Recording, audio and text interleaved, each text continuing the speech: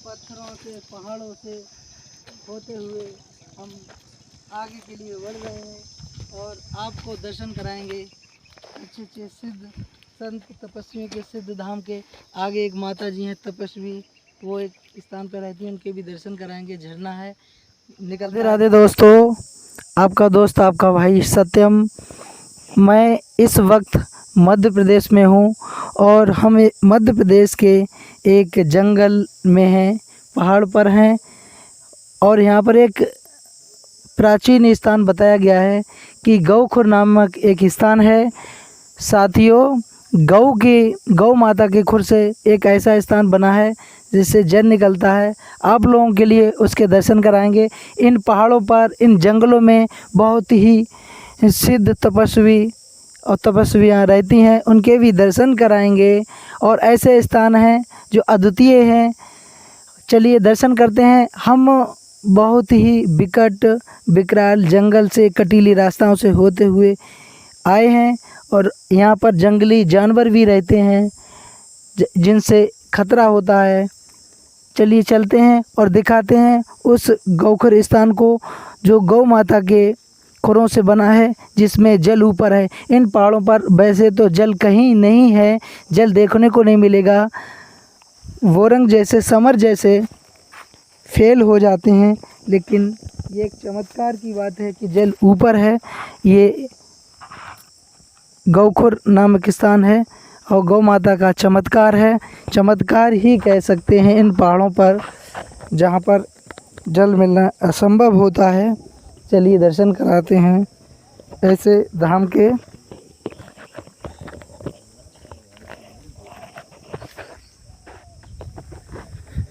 और ये एक स्थान बना हुआ है, देख सकते हैं, हनुमान जी का स्थान है। जय श्री हनुमते नमः। जूम करके दिखाइए। चलिए संत जी से बात के प्रवचन लेते हैं, वार्तालाप करते हैं। पहले उस गौखुर स्थान को दिखाएंगे, उसके आप लोगों के लिए दर्शन कराएंगे। इन पहाड़ों की तरफ आप देख सकते हैं, काफ़ी ऊंचाई, विकट विकराल जंगल के मध्य में ये गौखुर नामक स्थान है। दिखाइए इसकी तरफ, देख सकते हैं पहाड़ों पर ये जल का होना असंभव सा है और ये जल ऊपर है, बिल्कुल ऊपर जल है। ये कोई बावरी या कुआं खुदा हुआ नहीं है। बताते हैं कि सुरक्षा के लिए, एक मर्यादा के लिए बाद में ये पत्थर लगा दिए गए हैं। चलिए इसकी महिमा के बारे में महाराज जी से बातचीत करते हैं। साथियों, गौखुर नामक स्थान पर जो संत रहते हैं, तपस्वी रहते हैं, हम उनके समीप आ चुके हैं। महाराज जी को प्रणाम। जय श्री राम। महाराज जी का शुभ नाम जानना चाहेंगे। धर्मदास जी महाराज।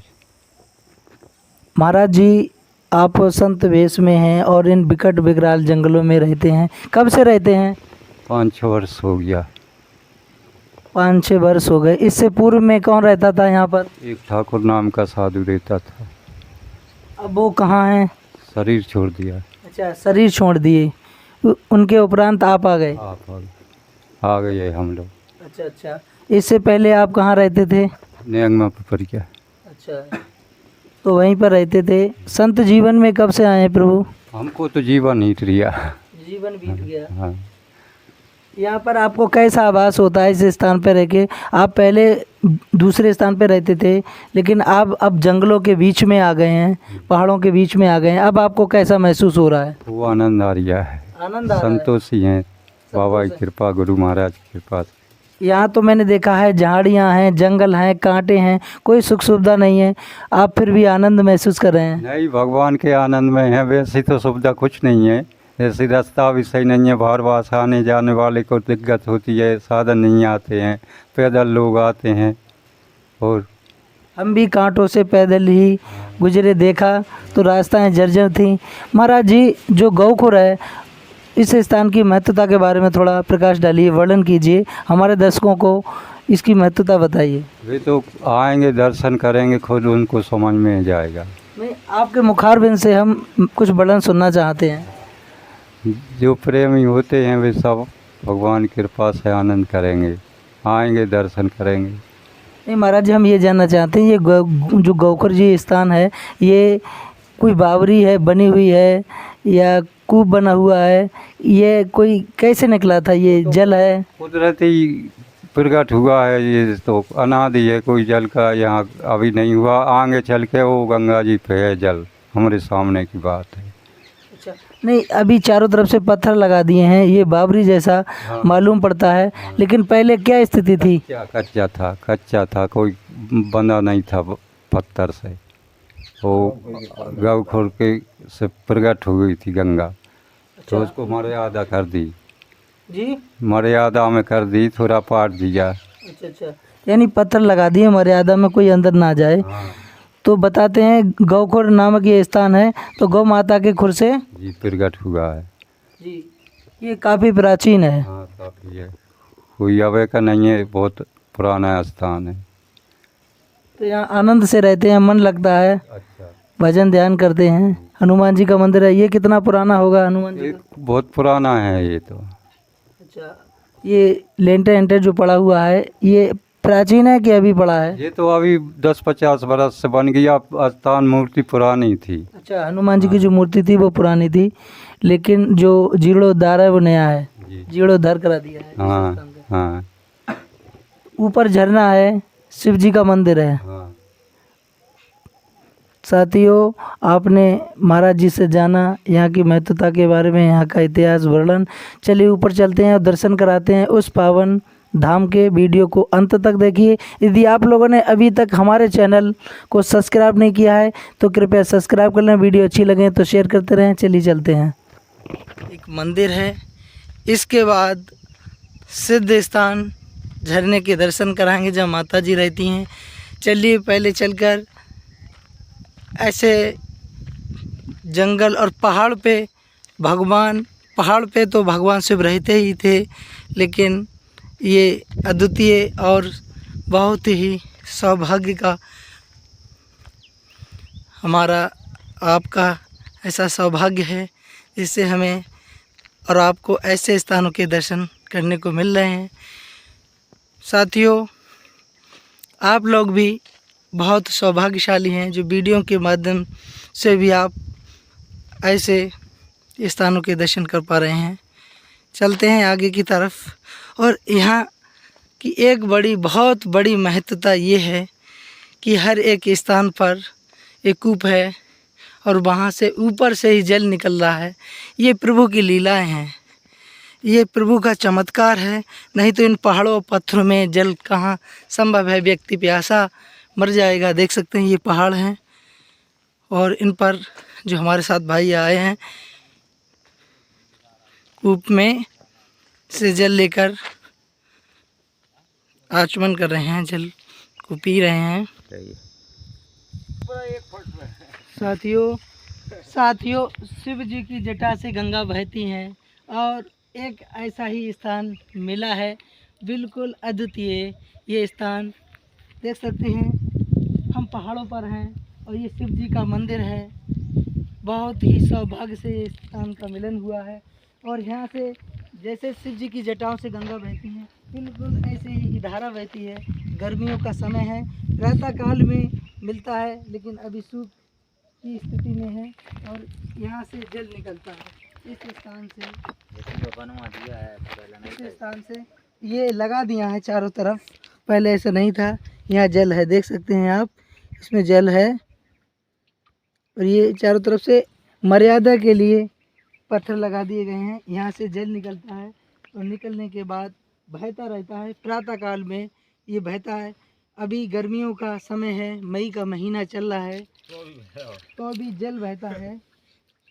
शीतल करते हैं, पैर गर्म हो चुके हैं।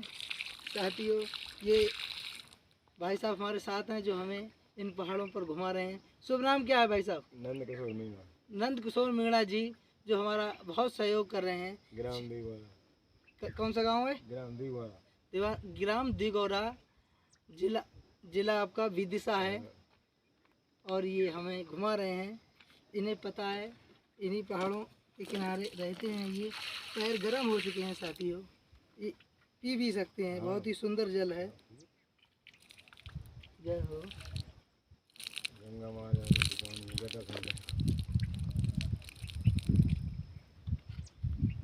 शिव की जटाओं से साथियों, चलिए अब दर्शन कराते हैं शिव जी के।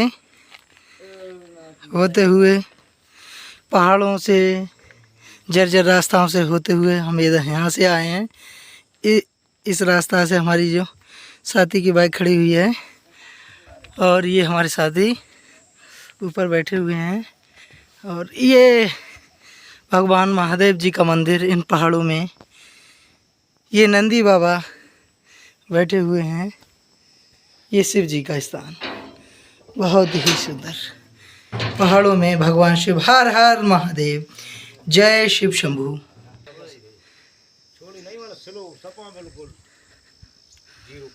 पहाड़ों का ये स्थान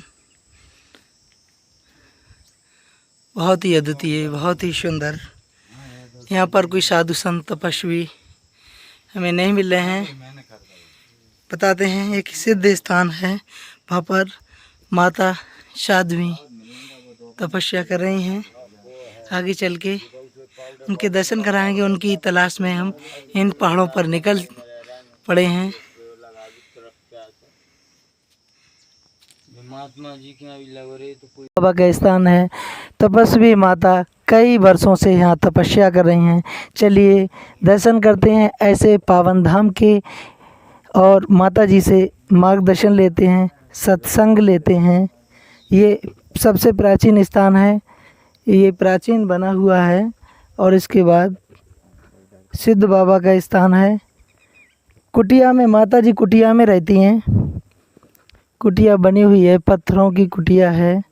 प्राचीन प्रकृति के साथ जुड़ा हुआ बड़ा ही लगाव है और ऐसे संतों के दर्शन दुर्लभ होते हैं। ये सिद्ध बाबा का स्थान है। सिद्ध बाबा स्थान के नाम से ये जगह इस क्षेत्र में जानी जाती है। ये सिद्ध बाबा का स्थान है, दरबार है। चलते हैं माता जी की कुटिया में और माता जी से ज्ञान एवं मार्गदर्शन लेते हैं। ये माता जी की कुटिया है साथियों, देख सकते हैं लकड़ी से बनी हुई कुटिया बहुत ही अद्वितीय है।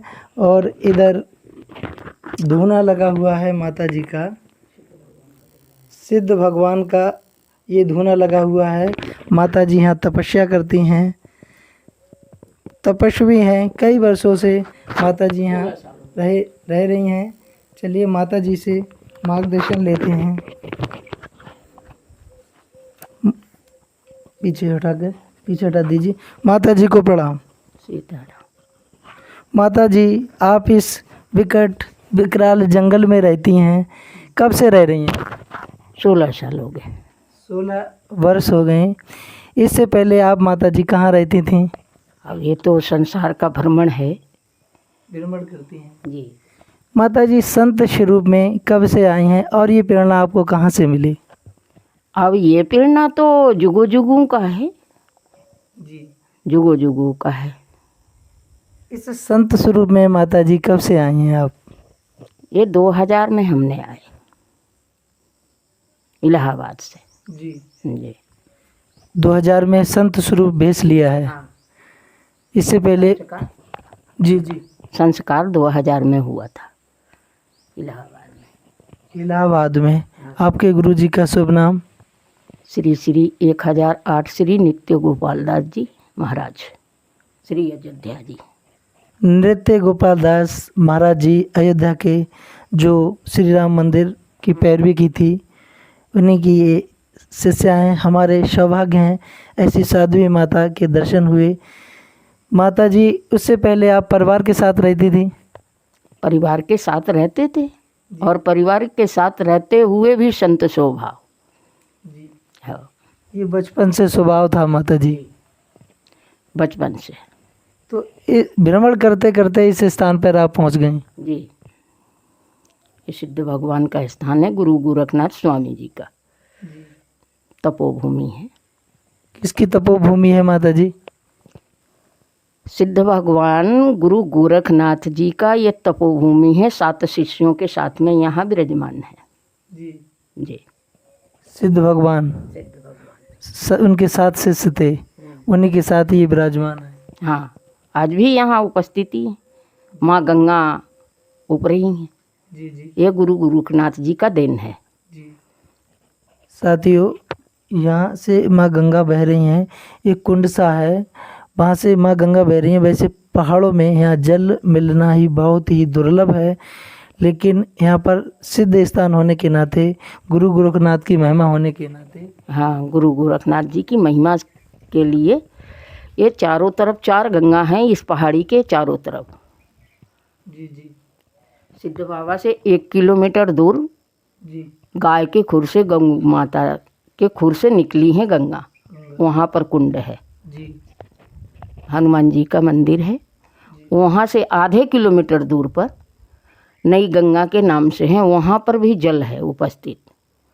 और प्राचीन मूर्तियाँ हैं, देवियों का मतलब प्राचीन मूर्ति हैं, हनुमान जी भी हैं। और वहाँ से 1 किलोमीटर दूर जा कर के इसी पहाड़ी के किनारे में सिद्ध भगवान के नाम से स्थान है, जहाँ पर शंकर जी विराजमान हैं, माँ गंगा विराजमान है। वहाँ से जा कर के खुंगरा नाम से ग्राम है जी। वहाँ पर प्राचीन हनुमान जी हैं। इसका परिक्रमा करते हैं हम। जी जी। और हाँ, वहाँ से आने के बाद 1 किलोमीटर दूरी पर हीरामन बाबा के नाम से स्थान है। जी। और उसके बाद यहाँ फिर सिद्ध बाबा पर पहुँच जाते हैं। 7 किलोमीटर की लगभग ये परिक्रमा है, परिक्रमा चल रहा है। जी। तो यहाँ के क्षेत्र के लोग परिक्रमा करने आते होंगे? हाँ, कुछ लोग आते हैं, अब रास्ता नहीं है इसलिए नहीं आते हैं। कहीं से कहीं मार्ग नहीं है। साथियों, जर्जर रास्ताएं हैं और आप लोगों ने देखा भी है वीडियो में, पिछली वीडियो में हम किस तरह से भ्रमण करते हुए इन जर्जर रास्ताओं से होते हुए इस स्थान तक पहुँचे हैं। बहुत ही जर्जर रास्ता है, लेकिन संत तो ऐसे ही पहाड़ों पर जंगलों में रहते हैं। माता जी हमारे अबोध दर्शकों को ज्ञान दीजिए, मार्गदर्शन कीजिए कि गृहस्थ में रहकर किस प्रकार भक्ति करें। गृहस्थ मार्ग में रह करके भक्ति किस प्रकार करें? उसमें ये आप समझ लें कि सभी चीज़ को ये समझ लें कि ठाकुर जी की संपत्ति है।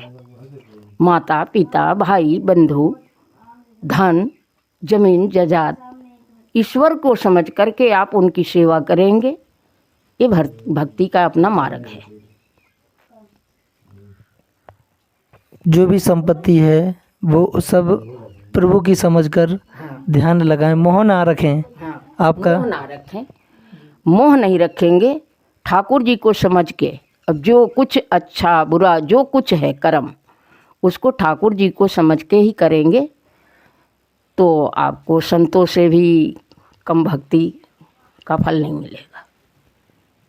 माता जी, जैसे हम मेले में जाते हैं, वहाँ पर कुछ दिन ठहरते हैं तो व्यवस्था करते हैं, इसी प्रकार हम इस जीवन में हैं तो यहाँ पर रहने के लिए भी, जीवन के लिए भी कुछ व्यवस्थाएं करनी पड़ती हैं। जिस प्रकार आपकी कुटिया बनी हुई है, लेकिन माता जी आप कह रहे हैं कि ये भगवान का समझ कर करें तो वहाँ मन लगेगा। भगवान को ही समझ के गृहस्थों को भी करना चाहिए और संत को भी ये करना चाहिए। स्थान से धन से लोभ को हटा करके ही करना होता है। ये प्रथम भक्ति का रेखा है। जी। जो कुछ है ठाकुर जी का है, शरीर तक भी अपना नहीं है, ये ठाकुर जी का है। ईश्वर ही कराते हैं। अच्छा कर्म करेंगे तो अच्छा अपना का जो है कि फल मिलता है, और जो बुरा कर्म करता है उसको बुरा फल मिलता है। ये सब ईश्वर की देन होती है। तो प्रथम भगत ही इस प्रकार कर सकते हैं, गुरु भी बनाना चाहिए। जी। इसके बारे में आपका क्या महत्व है? जो गुरु हैं, गुरु के लिए आप किस स्थान पर देखती हैं? गुरु को तो अपने भगवान से भी ऊंचा स्थान मानते हैं, जो सतमार्ग को अपना रास्ता दिखाते हैं। इसलिए भगवान को ईश्वर से भी बड़ा माना जाता है। गुरु को जी, गुरु को अपने ईश्वर से बड़ा मानना चाहिए। थोड़े देर के लाने भगवान रुष्ट होते हैं तो गुरु मना लेते हैं, और गुरु रुष्ट होते हैं तो फिर संसार में कोई नहीं मना सकता है, ईश्वर भी उसको माफ़ नहीं करता है। इसलिए गुरु सबसे ऊंचा स्थान होता है। जो ज्ञान प्रदान करे वो गुरु होता है। देखा है हमने, लोग सत्संगों में जाते हैं, माता पिता उनके हैं, उनकी सेवा नहीं करते हैं। तो हमारे दर्शकों को आप क्या मार्गदर्शन देना चाहेंगी ऐसे युवकों को जो दिखावे के लिए स्थानों पर जाते हैं पर उनके वृद्ध माता पिता होते हैं, उनकी सेवा नहीं करते हैं, तो उनकी पूजा और जो उनका स्थानों पर जाना उनके लिए लाभदायक होगा? नहीं, माँ जगत जननी होती है और पिता शिव का रूप होता है। इसलिए माता पिता सबसे गुरु होते हैं पहले नंबर, और उनकी देख रेख करना, सेवा करना, ये मनुष्य का सबसे बड़ा धर्म है। इसके बाद भगवान की सेवा, स्थान की सेवा करना जरूरी है और होता है।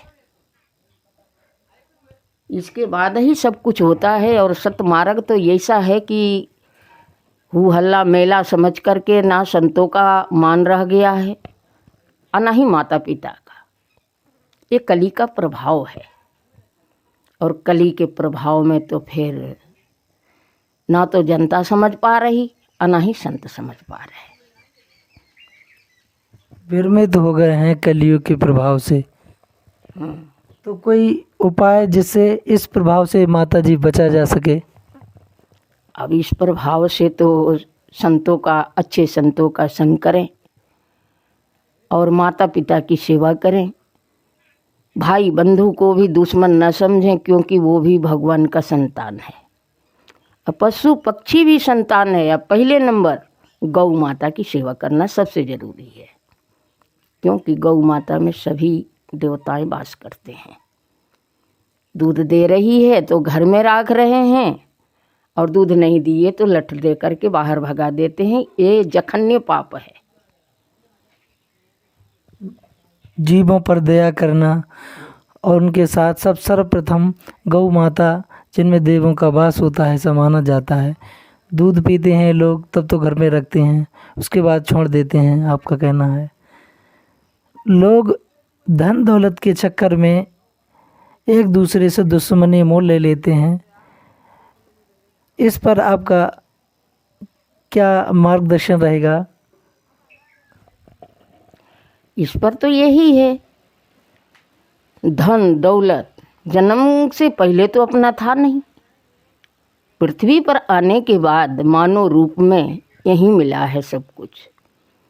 अब माँ के कोख में ही पैदा हुए 4 भाई हैं, तो 4 भाई में ये बताइए कि एक माँ के उदर में पैदा हुए, फिर उनसे धन दौलत के लाने क्या बुरा बोलना, क्या उनसे बैर भाव करना है?